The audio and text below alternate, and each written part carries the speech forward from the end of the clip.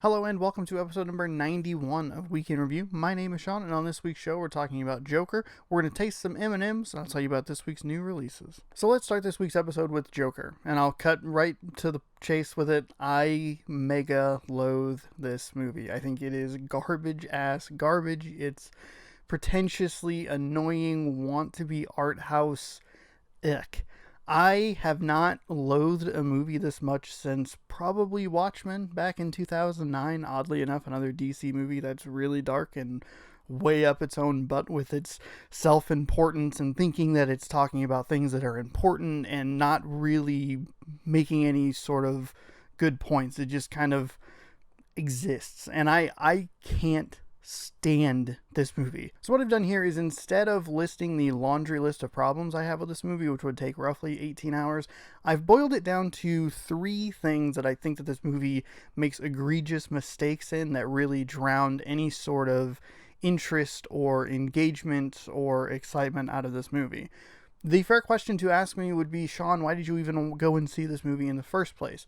Well, I like Joaquin Phoenix. I think he's an interesting actor. I think he could have brought something interesting to the role. And I think it's interesting to have Todd Phillips, who's known for comedy, really step outside of his comedic zone and do something that's very different. They also did a tremendous job, and this is the one thing that they did good, a tremendous job in lack of coverage. I didn't know much of anything going into this movie, and that was definitely part of the reason that I went. As I went on Thursday night, I went to the first showing I could, and I was like, I'm just going to watch this movie, and best case scenario, it'll be like mildly interesting in a different style of movie from DC. Worst case scenario, I won't really care. I didn't anticipate disliking it this much. I actually have been pushing this review off for many days because I don't want to talk about this movie at all. I just don't like it. And it starts with the lead performance. And that's point number 1. Number 1 is I don't like Joaquin Phoenix in this role. I think he overacts and is really like stretching for Oscar, like, look at how this performance is a performance, and he's performing such an artistic performance, and it is just grating and annoying and so frustrating. And the cinematography actually makes it worse because of the way that they hold shots on it and the way they pull back down alleys and really focus in on Joaquin Phoenix. It adds to that level of like, watch this performance and look at this performance, and it's just ugh. Making matters worse in this movie is the thematic predictability of it. In the beginning of this movie, and one of my least favorite things about people's focus on the Joker, aside from his abusive relationship with Harley Quinn, is the focus on the laugh. Like, people really overemphasize how important his laugh is. And boy, does this movie make a point to point out how important his laugh is in this movie. And it is annoying. And it is so overused in the early stages of this movie. And where the thematic predictability comes in is the fact that his laugh is uncertain and it's raspy and it's not what you expect it to be. And so in my head, I go, oh, it's uncertain here and it's not confident, but by the end of it, by the time he finds himself and realizes who he is as a person, his laugh will be fine and it'll be what everyone's expecting it to be. Then there's a shot of a staircase that is so clearly important that as he's walking up, it's like raining and dark and gloomy, and you know that he's going to come back down that stairs, as in his descent into insanity, in the sunlight, and it shows up and it's really awful, and the way that they cue the music to it is so out of place and weird because they don't really use any sort of like popular music throughout the movie. It's mostly a very dark and sinister score throughout the movie. So for them to then have his descent into madness backed up by like a popular rock song just felt so jarring and out of place. And then third and finally is the lack of commitment to specific plot points throughout the movie. Early on, when he's doing his laugh, which is arguably more annoying than Jared Leto's terrible laugh in Suicide Squad, he hands a woman a card that says something along the lines of, please excuse my laugh, I have a condition, I don't do it voluntarily, I can't control it, and at the bottom it says, please return this card. Okay, you're trying to give a backstory to it, you're trying to give him a reason that he's laughing in this situation where it doesn't really make a whole lot of sense, but if there's an explanation behind it, that's fine. Okay, I can get behind that, I can understand that. The problem comes later in the movie when someone asks him about that card, and says something along the lines of, so is that card real or is it all part of your act? And Arthur, the Joker, flippantly replies like, oh, well, isn't it? Is it? I don't know. Like, oh. And it's like, oh, so you're kind of trying to explain it, but then you muddle the story later on in the movie. And that's what's so weird about it, is it seems like the filmmakers want to create the definitive backstory to the Joker, but they like the idea of Joker having a very, like, mysterious past too much to let that go. And it comes up a couple of other times, and one of the most, like, egregious ways, and this is spoilers for Joker, so if you haven't seen it, stop here, just know that I don't like it, is insinuating that he is the Wayne's son and brother, or at least half-brother to Bruce Wayne, which is so laughably dumb, and I groaned when it happened. But then, as the movie progresses, they pushed the narrative that his mother might be crazy, and so then he might have some of this passed down onto him. But they can't really go too far with that, because then it makes Batman look like he's just a rich billionaire boy beating up on people who aren't 100% mentally there, which is already something that's plagued the comic books in recent years.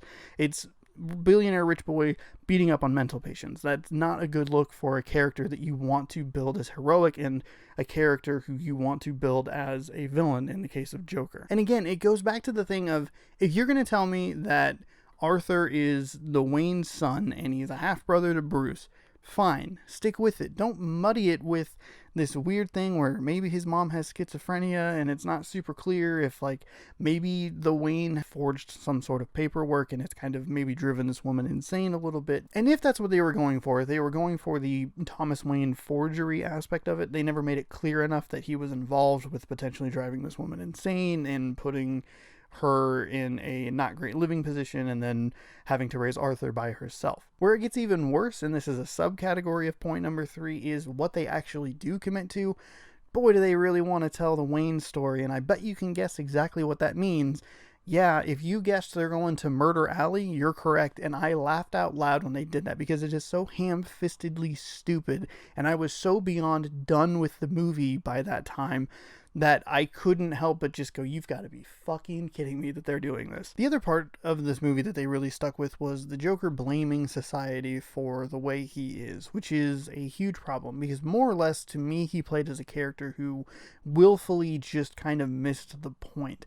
When people are upset that 3 people died on a subway, I think it's less about the people dying and more about that something that they took kind of for granted in a safety aspect. All of a sudden that now feels unsafe. He's a failed stand-up comedian whose jokes aren't funny because society dictates what's funny, and it's a bunch of bullshit, because even though he watches comedy, he doesn't seem to understand the concept of it.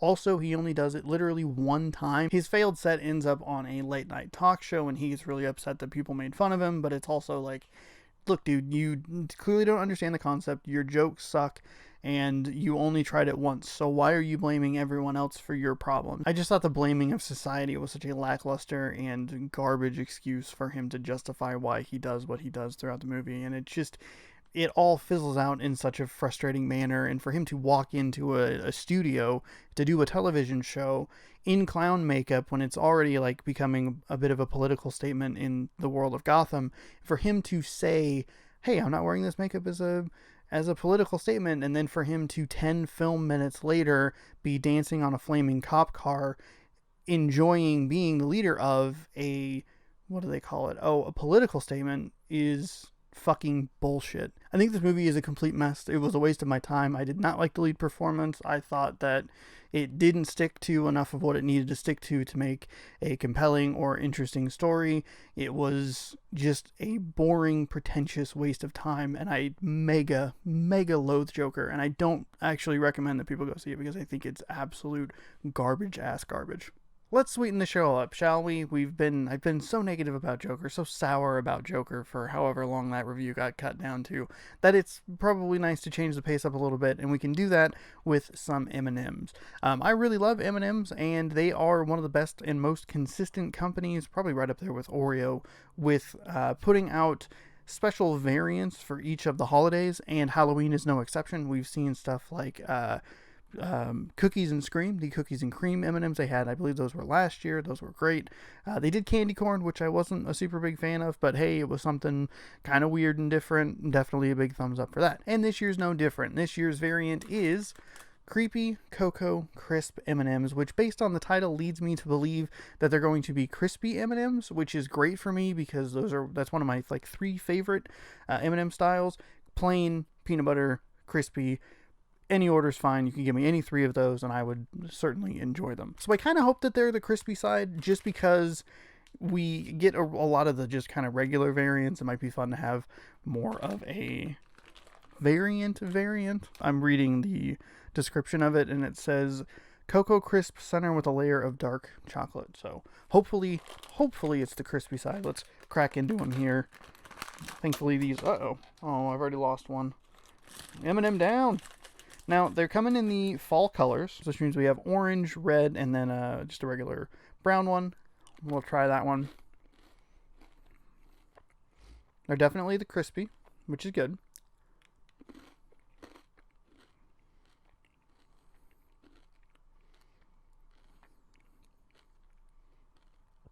You can really taste the dark chocolate, which definitely overpowers the middle part of it. Because if it's a layer of dark chocolate around a Cocoa Crisp center, you're not really getting the Cocoa Crisp center, you're just getting that layer of dark chocolate. And even though I'm not a big fan of dark chocolate, I actually really like these. These are very good. Definitely helps if they're on the crispy side. I already like M&Ms. I already like chocolate. Feels like all the flavors are kind of just bound to make an M&M that I enjoy, and that's what we have here. I think they're a nice little Halloween treat. Finally, on this week's show, we'll take a look at the new releases on Blu-ray. Stuber and the Art of Self-Defense is out. The Art of Self-Defense was one of my top 10 movies of the year so far.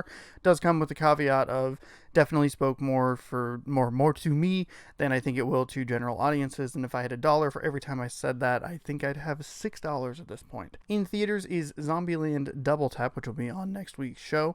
And then it's an interesting week of releases for games. So there are 2 movie-based game releases in Zombieland Double Tap Road Trip and Ice Age Scrat's Nutty Adventure, which they wrote the porno title parody in the regular title of the game. And I don't even think there's an Ice Age movie coming out. Somebody was like, hey, we have this Ice Age IP, let's make a game out of it. And so they have that coming out. Return of the Obra Dinn hits on console, and Plants vs. Zombies Battle for Neighborville gets its full retail release. You can buy that in a regular or a deluxe edition. I say full retail release because it's actually been out for about 6 weeks or so now. As the Founders Edition, when they kind of surprise announced it, it got leaked all over the place, but it's supposed to be a build up to a surprise announcement and release that day, and they've been working on it, taking feedback from the community and adding more stuff as the weeks go by. I personally bought the Founders Edition and I'm liking it so far. I need to put some more time into it. It came out right before I went on my vacation and I just haven't gotten back to it. It has enough changes to warrant a subtitle name change. Previously these games were called Garden Warfare, but now they switched it to Battle for Neighborville. I think that's a good idea. I also really like the rollout plan. Look for more information on that in the coming weeks. Thank you so much for watching this week's episode of Week in Review. If you like the content, scroll on down and hit that subscribe button. You can also let me know down in the comments below if you like Joker, if you've had the new M&Ms, and if you're going to play Scrat's Nutty Adventure, which is a very weird title for a game. Be sure to check out the streams over on twitch.tv/ShaunosaurusRex. I will be playing that. I'm sure it's going to be terrible Zombieland Double Tap Road Trip game, so that'll be a fun mess of stuff to do. And then be sure to check back every Tuesday for more Week in Review right here. We'll see you next week.